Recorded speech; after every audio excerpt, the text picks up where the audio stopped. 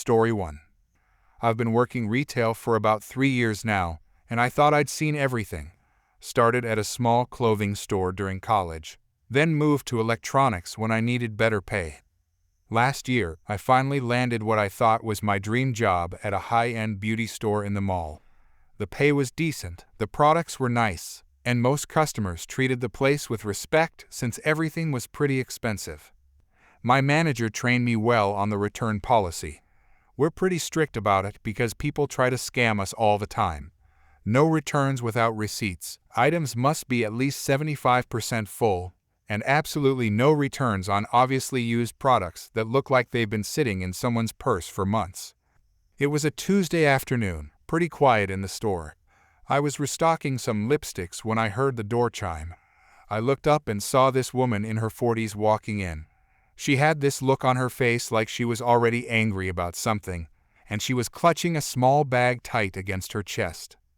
I gave her a few minutes to browse, then walked over. Hi there. Is there anything I can help you find today? Karen, I need to return this. She pulled out a bottle of our most expensive perfume. The bottle was beautiful, but I could tell immediately something was wrong. The liquid level was way down, maybe only 10% left. The bottle looked cloudy, and there were fingerprint smudges all over it. The box was beat up and looked like it had been opened and closed dozens of times. Do you have your receipt with you? Karen, I don't need a receipt. This perfume is defective. I'm sorry, but we do need a receipt for all returns. Also, our policy requires items to be at least 75% full. I tried to say it as nicely as possible, but her face immediately turned red. Karen, are you kidding me? This perfume gave me a headache. It's obviously a bad batch or something. I want my money back right now. I understand your concern, but this bottle appears to have been used quite a bit. Without a receipt, I really can't process a return. Karen, listen here, you little retail worker. I spent $200 on this garbage, and I want my money back. The customer is always right. I felt my stomach drop. $200 was exactly what this perfume cost, but the bottle in her hands was clearly not worth that anymore. Ma'am, I'd be happy to have my manager speak with you, but our return policy is pretty clear about this situation. Karen, your return policy is stupid. I'm a paying customer. Do you know how much money I spend here? Honestly, I'd never seen her before in my life, and I'd been working there for 8 months. I knew all our regular customers. I'm going to get my manager for you. I started walking toward the back office, but she grabbed my arm. Karen, don't you dare walk away from me. I want my refund right now. Ma'am, please don't touch me. Let me get someone who can help you better. Karen, fine. If you won't give me my money back, then nobody else should be able to shop here either. That's when she completely lost it. She turned around and walked straight to our tester display. We had this beautiful setup with about 30 different perfume bottles arranged on glass shelves. Before I could even react, she used both hands to shove the entire display. The sound was incredible. Glass bottles crashed to the floor, perfume splashed everywhere, and the metal shelving unit toppled over with this huge bang. The smell was overwhelming, like someone had detonated a perfume bomb. Ma'am, stop. What are you doing? Karen, there. Now you'll have to give me my money back to make up for this mess. She was standing in the middle of this disaster, perfume soaking into her shoes, with the smuggest look on her face. I was in complete shock. I need you to leave the store immediately, or I'm calling security. Karen, you can't make me leave. I'm a customer. That's when I remembered something important. 3 months ago, corporate had installed new security cameras because we'd been having problems with shoplifters. The cameras recorded everything in high definition, and they were connected to the main office downtown. Ma'am, you just destroyed about $3,000 worth of merchandise on camera. I need you to stay right here while I call my manager and security. Her face went completely white. Karen, you can't prove I did anything. Your cameras probably don't even work. I pulled out my phone and called my manager, who was in the back office doing paperwork. She came running when she heard the crash, took one look at the mess, and immediately called mall security and our corporate office. The next 20 minutes were a blur. Mall security showed up and made Karen sit in a chair while they took statements. My manager pulled up the camera footage on her tablet and showed it to the security guards. You could see everything perfectly: Karen shoving the display, the bottles crashing down, her standing there looking proud of herself. Then corporate called back.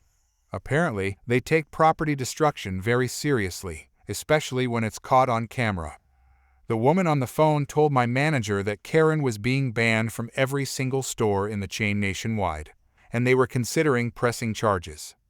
When the security guard told Karen about the ban, she started screaming about lawyers and lawsuits. But then she saw the security footage on the tablet, and all the fight went out of her.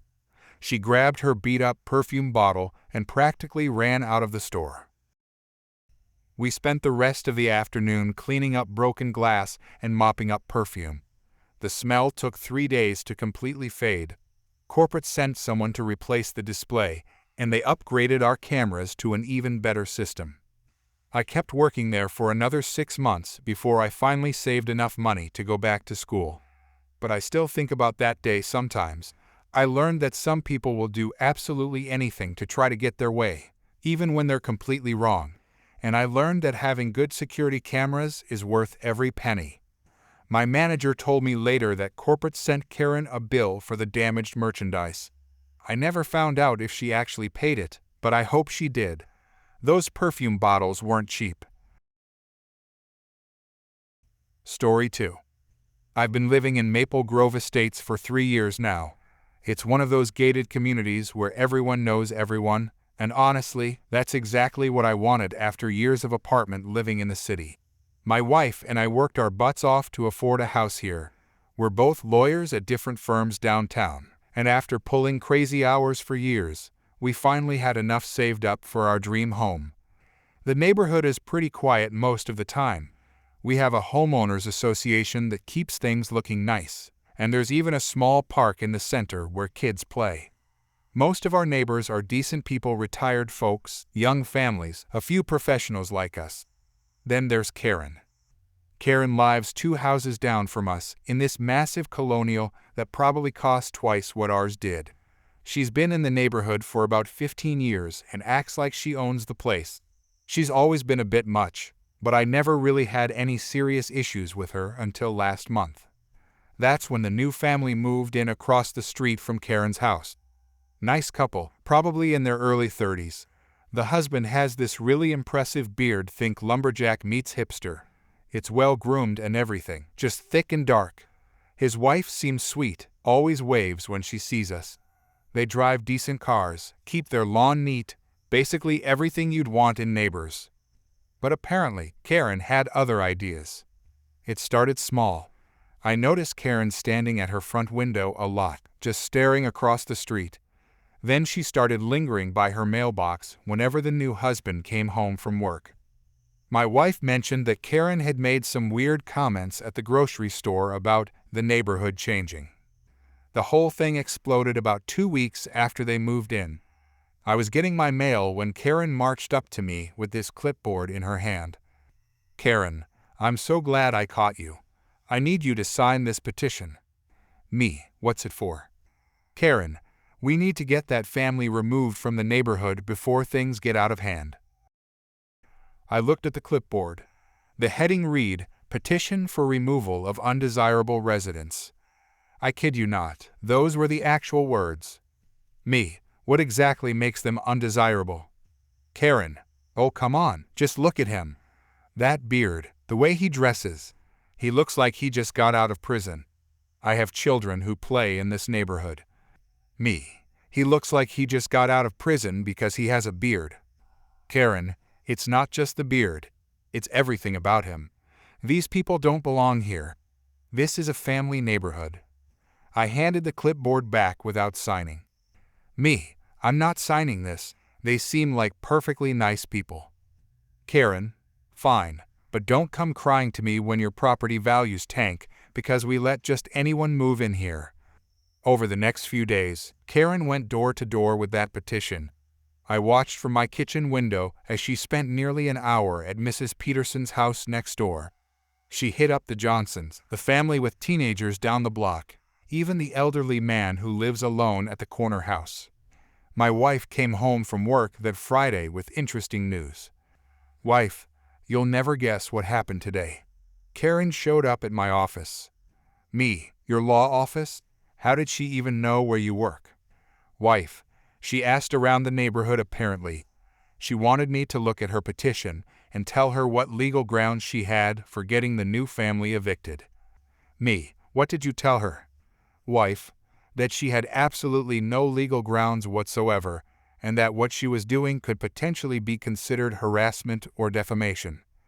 "Wife, she didn't like that answer." The next morning, I was washing my car in the driveway when I saw Karen approaching the new couple's house. They were outside working in their garden, and I could hear the conversation getting heated from across the street. "Karen, I'm trying to be reasonable here, but you people need to understand that this neighborhood has standards." "New wife, excuse me, what standards are we not meeting?" "Karen, look, I'm sure you're nice enough, but your husband's appearance is frightening the children. Several neighbors have complained." "New husband complained about what exactly?" "Karen, the beard, the tattoos I can see on your arms, the way you dress. You look like a criminal." "New wife, are you seriously standing on our property telling us that my husband looks like a criminal?" "Karen, I'm trying to help you understand why you don't fit in here. Maybe you'd be more comfortable in a different kind of neighborhood." The new husband, who had been pretty calm up to this point, stood up from where he was kneeling by the flower bed. "New husband, ma'am, I'm going to ask you to leave our property now." "Karen, this is exactly what I'm talking about. Aggressive behavior." "New wife, he asked you politely to leave. There's nothing aggressive about that." "Karen, I have a petition with 17 signatures asking for your removal. The homeowners association is going to hear about this." "New husband, 17 signatures for what exactly?" "Karen, for your removal from this neighborhood before you bring down everyone's property values and safety." The new couple looked at each other, and I saw something pass between them. The wife went inside and came back out with what looked like a business card. "New wife, since you seem so concerned about legal matters, here's my card. I'm an attorney specializing in civil rights law." "New husband, and I'm a prosecutor with the district attorney's office. We'd be very interested in seeing this petition you mentioned." Karen's face went completely white. She actually took a step backward. "Karen, this is still a free country. I can petition for whatever I want." "New wife, you absolutely can. And we can sue you for defamation, harassment, and potentially civil rights violations depending on what exactly you've been telling people about us." "Karen, you can't prove anything." "New husband, ma'am, I've been recording this entire conversation on my phone. Just like I recorded the conversation we had yesterday when you told us we should move somewhere more suited to our kind of people." "New wife, we've also spoken to several neighbors who've told us exactly what you said when you asked them to sign your petition. Comments about my husband's appearance, suggestions that he's dangerous or criminal based solely on how he looks." Karen was now backing toward the street. "Karen, this is harassment. You're harassing me." "New husband, no ma'am, what you've been doing to us for the past 2 weeks is harassment. What we're doing is informing you that it needs to stop." "New wife, consider this your formal notice that if you continue this campaign against us, continue spreading false statements about us to our neighbors, or continue harassing us, we will pursue legal action." "Karen, I know my rights." "New wife, I certainly hope so. Because as of Monday morning, we'll be filing complaints with the homeowners association about your behavior.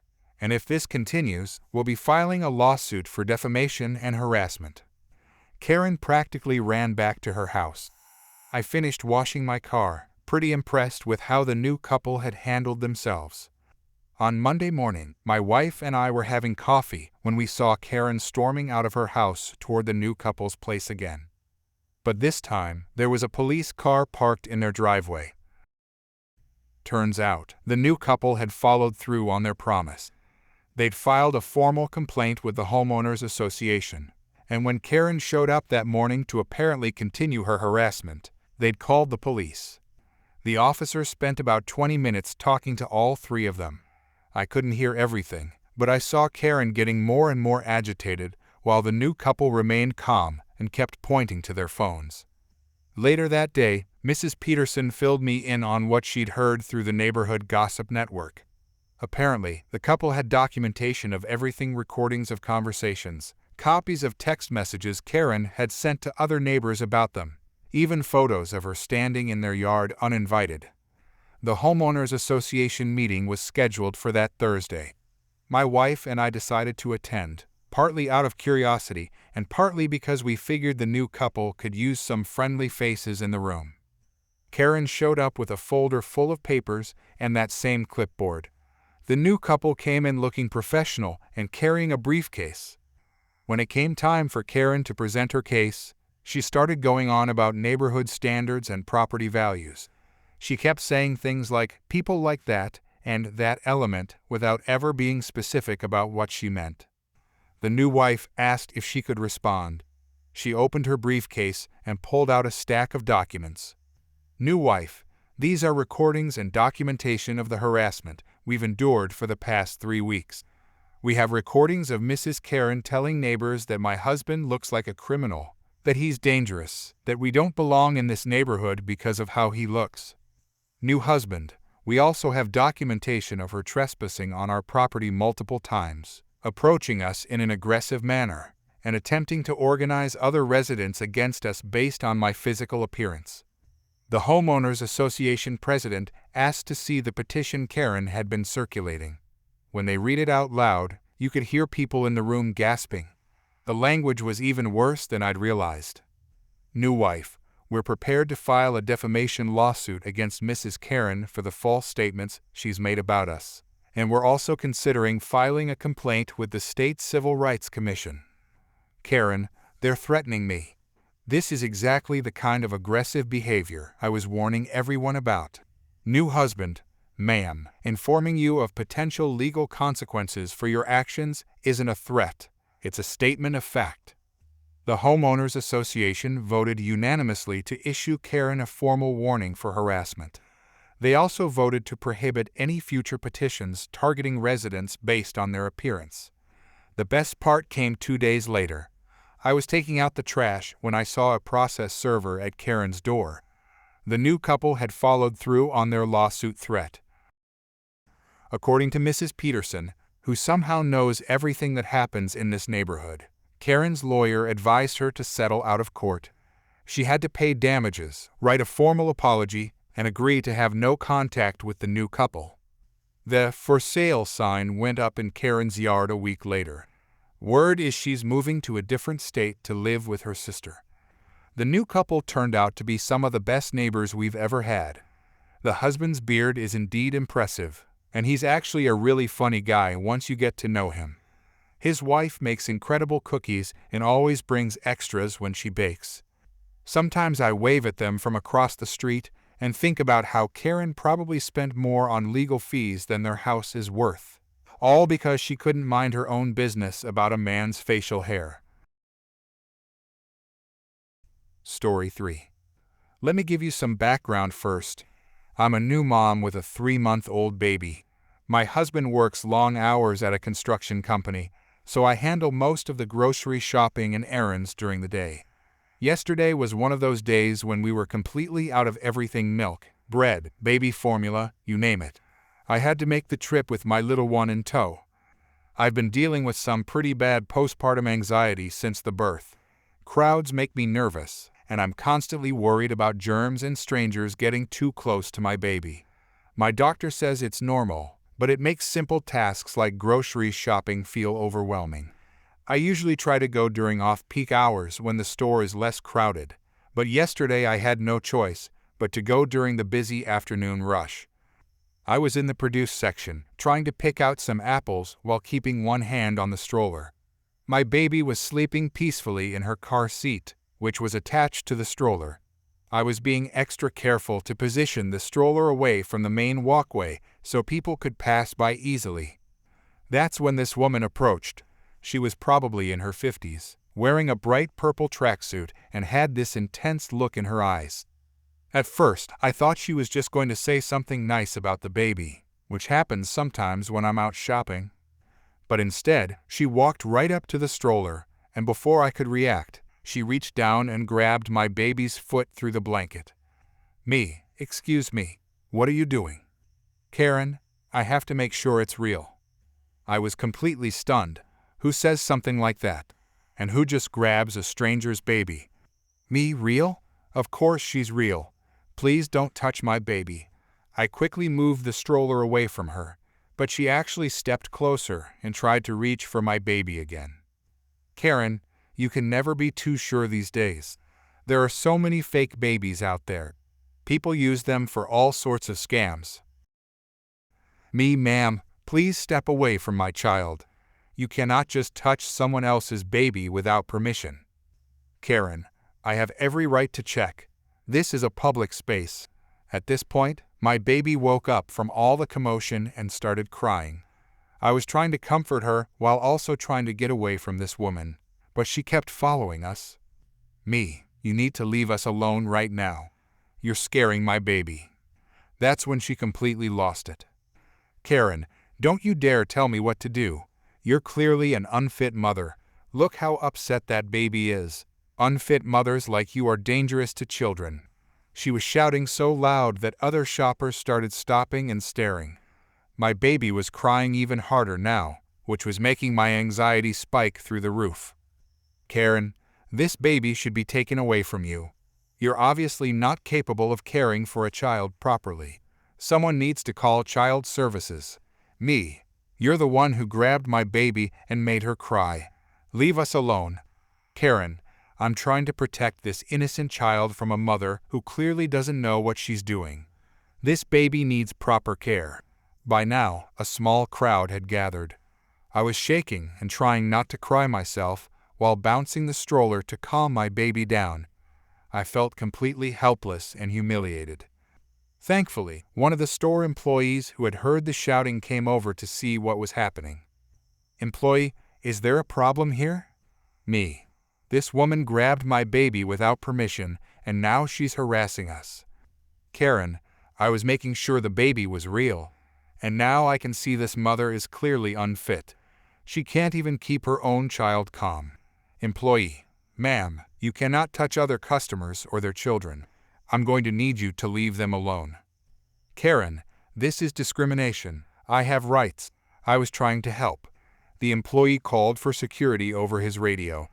Within a few minutes, 2 security guards showed up. Security guard, what's going on here? The employee explained the situation while I tried to give my side of the story.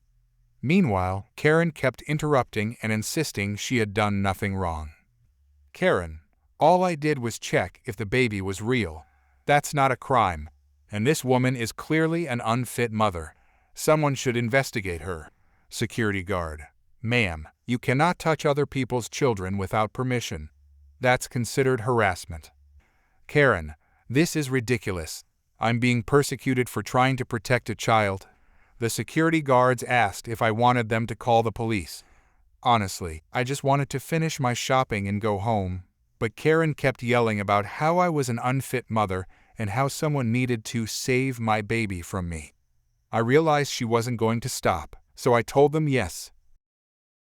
When the police arrived, they spoke to both of us separately. I explained what happened, and several witnesses who had seen the whole thing backed up my story. The police were very professional and understanding. After talking to Karen, one of the officers came back to me.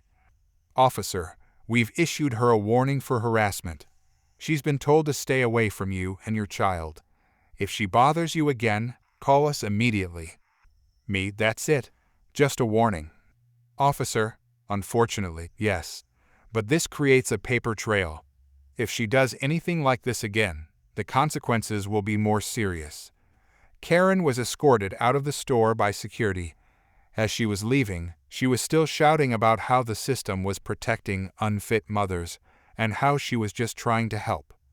After they left, several other customers came up to me to make sure I was okay. One woman told me she was a mother too, and that what happened was completely unacceptable. Another person said they had recorded part of the incident on their phone in case I needed it for evidence. The store manager also came over to apologize and offered to help me finish my shopping. He said they were banning Karen from the store and that all employees would be notified about the incident. I have to admit, I was shaken up for the rest of the day, but I'm glad I stood up for myself and my baby. No one has the right to grab someone else's child, regardless of their reasoning, and calling me an unfit mother just because my baby was crying. That was completely over the line. The whole experience made me realize that there really are people out there who think they're entitled to do whatever they want, even when it involves someone else's children. I'm just grateful that the store employees, security, and police all took it seriously and supported me. My baby is perfectly fine, by the way. She calmed down as soon as we got away from that woman and slept peacefully for the rest of our shopping trip. Story 4. I've been working in tech recruitment for about 8 years now, and I thought I'd seen everything. Boy, was I wrong.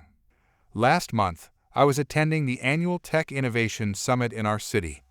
This wasn't some free meetup at a coffee shop. Tickets cost $400 each, and it was aimed at serious professionals in the industry. I'd been looking forward to it for months, especially since the keynote speaker was the chief technology officer of one of the biggest software companies in the country. I got my ticket through my company since we were looking to hire some senior developers, and events like these were perfect for networking. The venue was this fancy convention center downtown, complete with security badges, registration desks, and the whole 9 yards. The morning sessions went great. I attended a few panels about artificial intelligence trends and cloud computing. During lunch break, I was chatting with some other recruiters when I noticed something odd. This middle-aged woman in a bright pink tracksuit was arguing with the registration staff near the entrance. She didn't have a badge, and she was getting pretty loud about it. Registration staff: "Ma'am, I'm sorry, but you need a valid ticket to enter. The event is sold out." "Karen, this is ridiculous. I drove 2 hours to get here. My son needs a job, and I'm not leaving without speaking to someone important."